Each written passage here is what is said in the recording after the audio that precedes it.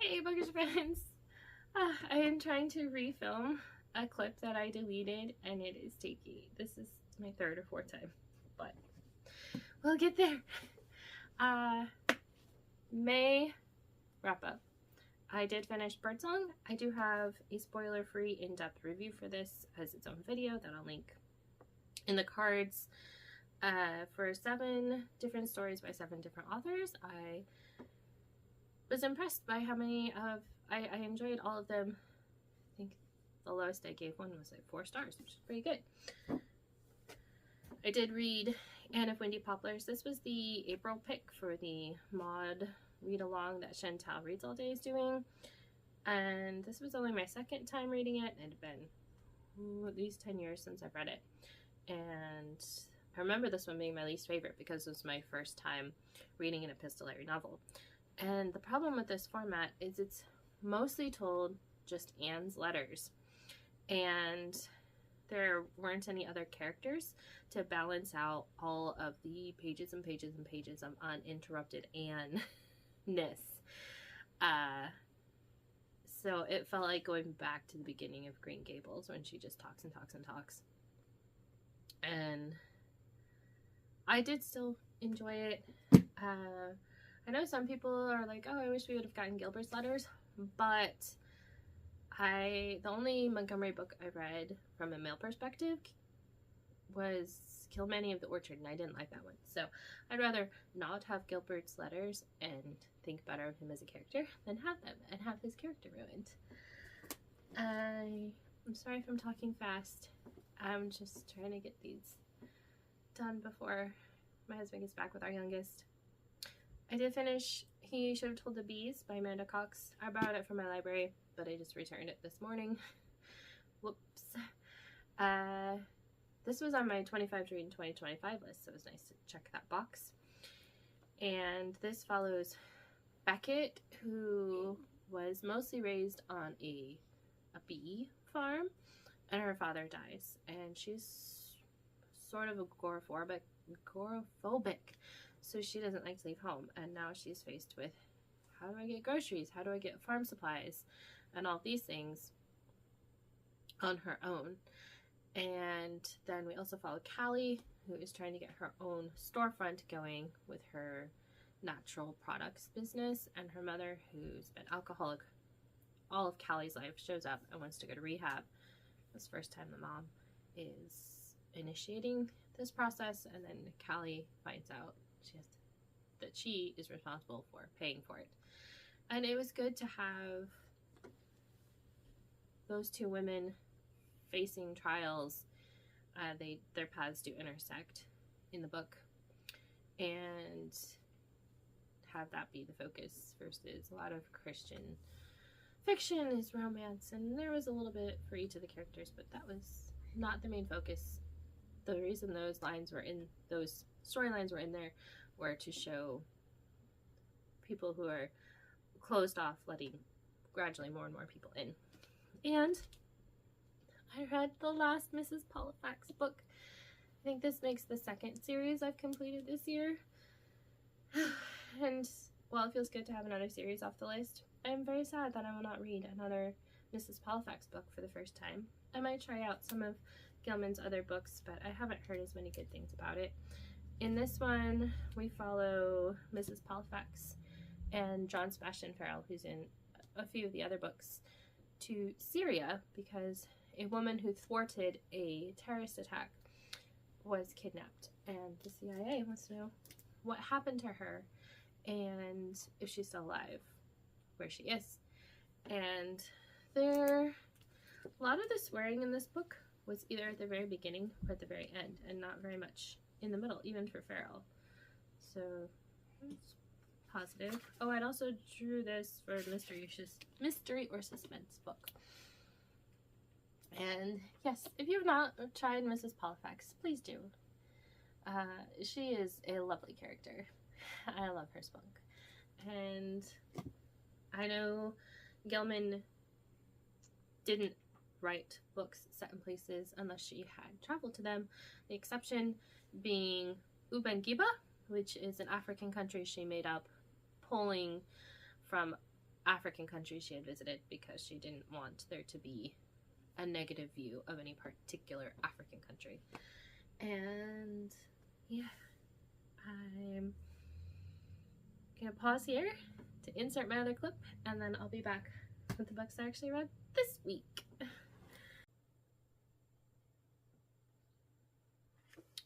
Oh, here's another clip. I didn't need to have the book. Ah, well. So, I haven't actually finished that many books in the past week? 10 days since my last. Let me today's the 19th. And I actually have, okay, I have two that I don't have physical copies of. The first one was William Carey from the Christian Heroes Then and Now series.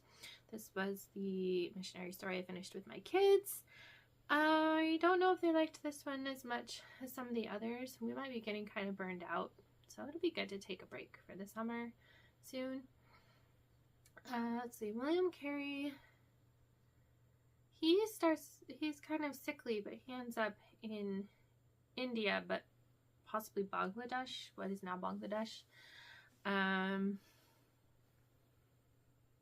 Interesting, he ended up being married 3 times. His first wife kind of went a little crazy and then died. And then his second wife, she was already not in good health when they married, but she still lived several years, and he really did love her. And then the third time he got married, he wasn't married very long before he died. But he was instrumental in having the need for missionaries acknowledged. They kind of had to be sneaky on how they went about going to India, because they had to have I don't remember what it's called now. Basically, the equivalent of a visa. They had to have actual official permission to be there, and you couldn't just go as a missionary. So he ends up being like the overseer of an indigo dye factory, and eventually he learns a lot of the language and Sanskrit so he can translate the Bible, and then he ends up translating government documents because he's one of the few people who knows the language and culture well enough to do it. And so that they eventually have permission for people to come as missionaries. And yeah, I don't remember what my kids gave it. And then I also read Iron to Iron. It's marked as book 1.5 in the Wolf by Wolf and Blood for Blood series, but it actually takes place before the events in Wolf by Wolf, but it would possibly spoil Wolf by Wolf if you were to read it first. And it's from the perspective of one of the supporting characters from Wolf by Wolf. I'm trying not to give spoilers. I enjoyed it. The whole series is a bit heavy because it's what if Hitler and Germany had won World War II, and it's kind of 10 years after when the war should have ended. I'm reading Blood for Blood now, so I'll be updating on that hopefully by the end of the month. I've been mood reading more this month, and I've only actually officially finished one of the books off my TBR. I'm really close to finishing my nonfiction. I have 2 chapters and a conclusion left. No, I think it's just 2 chapters. I just have 2 chapters left in Rooted in Wonder, so I'll have that one done by the end of the week. But my kids were doing a science fair with our co-op, and we did our demonstrations at the library, and as I walked by. I saw Secrets Between the Shelves on the new shelf, and I've seen this pop up, and so I snagged it. It's 4 cozy bookshop mysteries. It's Christian fiction, and I'm like, ooh, I'll give it a try. And each of the novellas is about 110 pages. I liked that each of them had a different flavor for the bookstore, although the last one isn't really set in the bookstore. The first one is Alice in Wonderland themed. The second one is more standard bookshop with a cafe. It's a renovation story, but there was like this secret room in it. The third one was pirate themed. It was probably my favorite out of all of them. And then the fourth one, the main character is opening her shop next to the bookstore, and she wants to prove the bookstore owner innocent of one of the people dying, one of the patrons dying in the bookstore.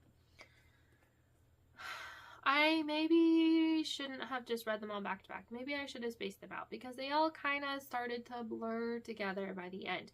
They were all first person, which makes it really difficult to remember your main character's name. And they all had a mystery, and they all had kind of amateur sleuth, and I think they're all about 3.5 stars, except for the third one. That one is probably at least 4 stars for me. For bookish books, or novellas, I guess, they didn't actually have that many book references versus I left my copy of Birdsong over there, versus Shatona's Once Upon a Parlor story that I read this same month. Yeah, I read it either at the end of April or early May. Her short story is maybe 50 pages, and she easily had at least twice as many book references in it than any of these stories. I wanted time just curled up in the bookstore, and I didn't really get that. So, I don't know. Maybe bookshop mysteries are not for me, because then the focus is more on the mystery than the bookish atmosphere. And that's all I have finished so far. I forgot to mention in my April wrap-up that I had picked up Seasons of a Mother's Heart and started reading it. I had read the spring chapters. This is about being a homeschooling wife and mother, and I'm really enjoying this. I will read at least this is the latest edition, so there's bits from the 10-year update and and then the original, 10 years later. Because I think this originally came out 20 or more years ago, at least the edition. So I think I'm going to read one of the summer chapters and the reflections from 10 years later. And also, when I finish my nonfiction, I'll be picking up The Life-Giving Home to read the June chapter from this one. And I haven't read my May pages out of The Country Diary of an Edwardian Lady yet. And I would like to get all of these, all of the chapters I'm going to read out of these read before we leave to go see my husband's brother and family out in Iowa. So yeah, I'll be back with another update. I don't know if I'll have time to film before we leave, so I might only have one more update coming after we get back. So yeah, see you then. Alright, I'm back with the rest of the books that I've actually read this week now, not having to redo stuff I accidentally deleted. But I did finish my nonfiction for the month, Rooted in Wonder, Nurturing Your Family's Faith Through God's Creation.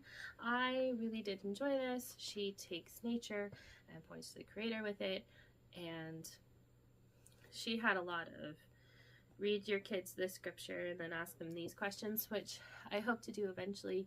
I'll probably have to read this again and then maybe actually do the questions.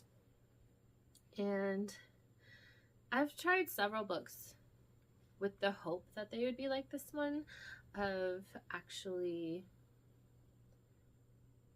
having awe of the creation, but tying it to the Creator and worshiping Him appropriately instead of worshiping the creation. And yeah, highly recommend this one. And I finished another series, 2 series in 1 month. I did read Blood for Blood by Ryan Groudon. This is book 2, so I don't know how much I can say about it. It's alternate history if the Nazis and Hitler had won World War II, and then it's set in 1955. So 10 years after. Oh, what did I draw this for? Science fiction. There is a science fiction thread in it, but it is mostly historical fiction. Heavy on the fiction. And yeah, this book is hard. There's a lot of difficult topics because we are talking about the Holocaust. And I pushed through it. There were times though where I actually started Anne's House of Dreams because I did not want to be reading this right as I was falling asleep. So, yes. I'm not quite sure what to rate it because I appreciate the book and what the author was doing with it. I wouldn't necessarily go so far as to say I really enjoyed it. So I don't know if I even gave it a star rating on Goodreads. It's very well written. And I liked the science fiction aspect that she put into it. And I did read the May pages out of The Country Diary of an Edwardian Lady. This is just nature journal goals. I love the sketches in there and the observations. And it's just beautiful. And it was a nice cozy thing to read while it was raining in Colt yesterday, and the weather's definitely saying it is still spring, it's not summer yet. And today I read the June chapter out of The Life-Giving Home. I like to read it the month before so then I can be focusing on the main takeaway for each month, which for June is play, and can be incorporating that in our habits and home life. And she was just showing how play, like your children can play at being heroes, and then those virtues that they're imitating in their play can then bleed into how they actually live their lives. And it was really good and appropriate because we are going into summer and being off from school and going to the beach and playing outside and going on nature hikes and all the things I really hope to do this summer. And yes, there's still almost 9 or 10 days left in the month. Let's see, week from today's Thursday, and so there's Friday, and then Saturday, and then another week. So I guess there's 9 days left in the month, and we are going to be traveling, so I'll have lots of opportunities to read, and I'll be back to let you know what I read on our trip. Alright, last update. My kids are all asleep, so I hope I can talk loud enough to record, but not loud enough to wake them up. Right before we went on vacation, I did finish Anne's House of Dreams, which, nope, that's next month. I didn't actually draw for anything. This was the next book for the mod read along that Chantel is doing, and I quite enjoyed this one. We're back to the normal style, not the epistolary one from Anne of Windy Poplars. And Anne gets married, and it's her first year or two of being married, and we have new characters because she moved. So we have Captain Jim, I love Captain Jim, and Miss Cornelia, and Leslie, I think it's Leslie, yes, Leslie Moore. And there's highs and lows and grief and sorrow and great joy. So really enjoyed this. But now I have a conundrum because I also have Aunt's House of Dreams and Rainbow Valley in the Tundra edition. But I have since learned that really the only way I can get Anne of Windy Poplars and Anne of Ingleside is to get the boxed set. And it's like $100 for a new copy. So I don't know. Dropping $100 in one go on a set of books that I'll probably reread, but I've already reread the first 5. I don't know. And then we went to Iowa to visit my husband's brother and sister-in-law and our niece and nephew, and I started Olivetti right before we left, and I read the rest of it on our first day of our trip. This has a sentient typewriter, and we go back and forth between the typewriter, which calls itself Olivetti, that's the brand, and the boy. What's the boy's name? Brindles is the family. Beatrice is the mom. And she just like disappeared. There's Olivetti. Ernest. Ernest is the boy who finds Olivetti, and Olivetti breaks the typewriter code and speaks to him. What did I draw this for? I drew this for a pretty cover. And I think this was the last one on my official May TBR that I finished. No, it wasn't. It's the last one I started. I ended up giving it 5 stars. I think it handled unknowns for a child very well. It was just missing that hope that a Christian book would have, but still, for a mainstream book, very good. What else do I have? The next book I finished was actually the Tales from Distant Lands book club pick, which was Age of Myth by Michael Sullivan. This is the first book in a series, so it had a lot of world building and character introduction, and sometimes of humor, some violence because it's epic high fantasy. Would you call it high fantasy? I don't know. There's a mystic in it. And he's being, well, yeah, the Fray can do what we would probably consider magic. And I liked it enough that I want to continue the series, but it's like $5 or $6, so we'll see. It's interesting to have older characters. I liked that. And the ending was a cliffhanger, which was what made me want to read book 2.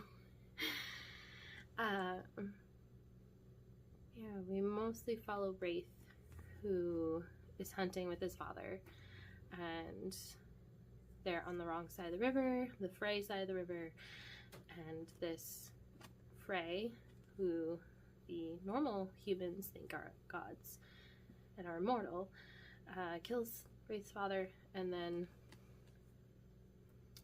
through another series of quick events, Wraith kills the Fray, and then he has to go on the run and meets the other characters. Then I finished A Mile in My Flip-Flops. I read this while we were in Iowa.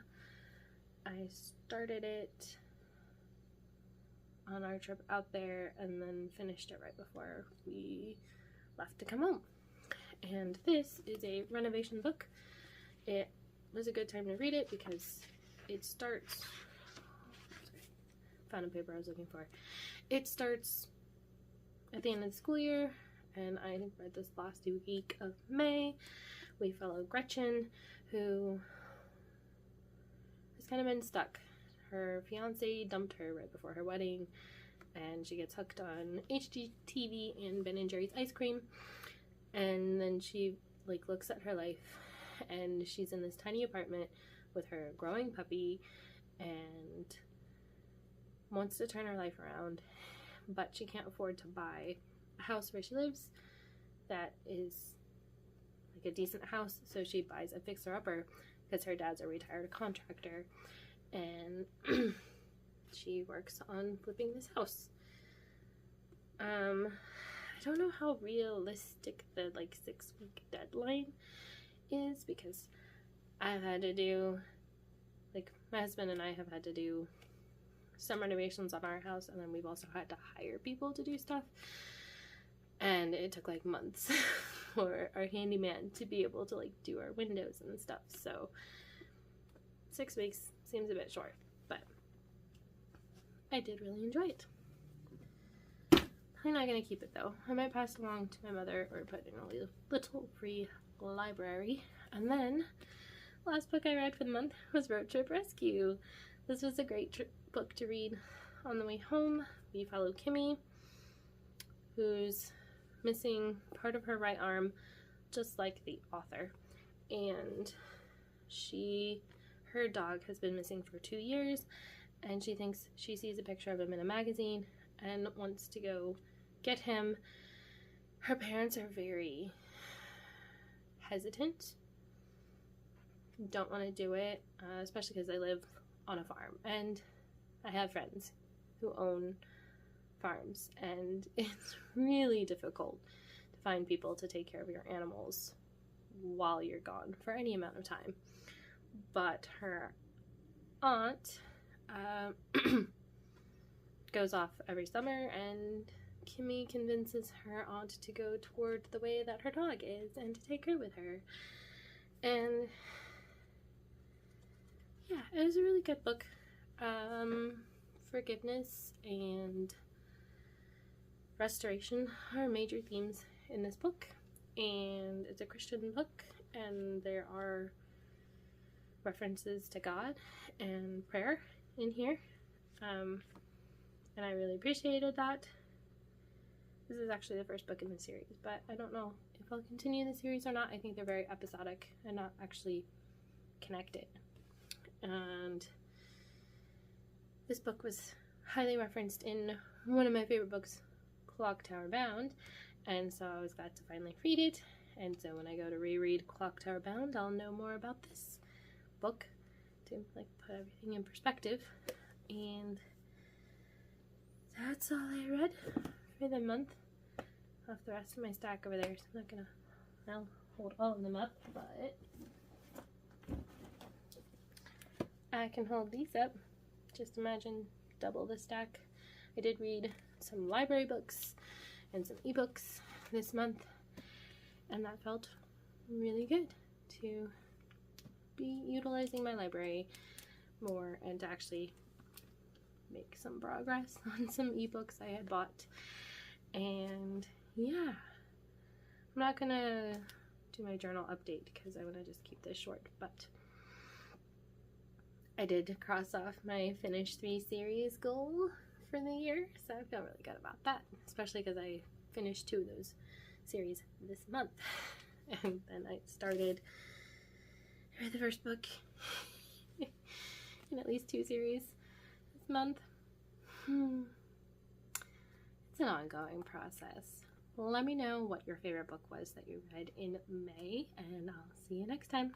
Happy reading!